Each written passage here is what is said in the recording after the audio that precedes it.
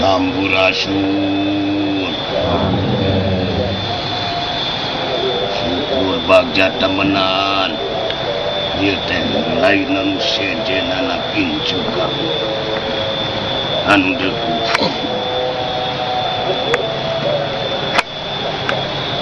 jarahna incu-incu kaula muti kulon jauh di juga ngangen di teang kupula diterima ku kaula mual disimpan dihanap-hanap tapi kupula andika mual burun direkeskeun ka numur bengalam supaya andika supaya kabanggahagiaan aya kabagjaan aya kamuliaan syukur bagja temenan arandika sing saroleh hati sing demi sing kuat ku masalah cocoba jeung gogodana di ieu alam ieu darengikeun ku araranjeun bisi hayang nyaho ieu dunya kacau dunya acak-acakan rakyat bangkoreakan anu miskin eueuh hargana anu sedeng-sedeng heken teu dipalire anu pintar ditokea kunaon atuh eta rasa aing pintar eta bisi hayang apal mah urusan kula andara kula patlah kejeng anu jadi lanceuk baheula hari pamimpin-pamimpin raja-raja anu geus nyararata anu geus sakarasa sabenerna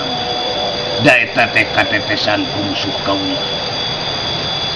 ayeuna kieu darengikeun wanita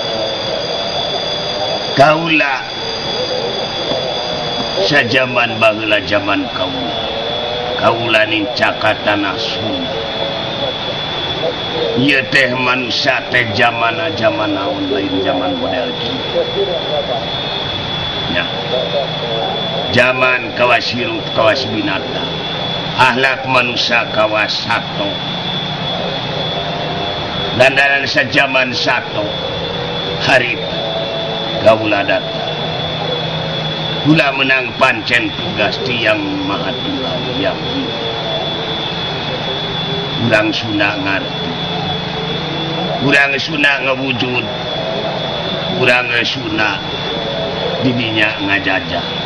sabobot sapihanea kacai jadi saleuwi kadarat jadi salba tadi dinya disebut nagari adil makmur sepi pamrih rame inggawe cek basa kawina dah jasa kaula baheula belanan patlah kedur derejeng anu jadi lancur kaula ngahudangkeun urang Sunda kaula ngawujudkeun urang Sunda kaula ngimankeun urang Sunda lantaran kaula dadati tanah sabda baheula tapi nyatana beki dieu lain kaula diangkat lain kaula didama-dama tapak kaula dari wujudna madaun patilasana kula di mana-mana lain ukur diacak-acak deui kalakahayeuna caritana erek dikan didinya kula hanteu suka didinya kula hanteu sudi tunggu akibat anu mata ayeuna dikecohkeun kana alam anu dilakona nah jadi ieu benungan ieu antun bakal hancur ieu jagat sok gerabaran lantaran kaula mercayakeun ka saha andika ge nya anu masih keneh ngawujud lantaran kudu kadeuleu kudu karasa kudu katincak kudu karasa nikmatna pahitna peukeun sarba dieu incu-incu anak kula sakabeh urang Sunda ulah rek cicing urang Sunda ulah rek kababawa nu sagabakaba mangka adenya Andika ulah rek pipiluan tapi Andika kudu rek ngaduku ayeuna tujuan kurungan kaula sabenerna menang pancen tugas di kaula anu dipercayakeun deui wali wujudna kurungan kaula mondong hangha mondong haringhang mondong sieun hanteu tepi mondong sieun hanteu nyatu mondong sieun naonna beak dunya damoal burung kagenti ngan kagentina lain sacara ti kaula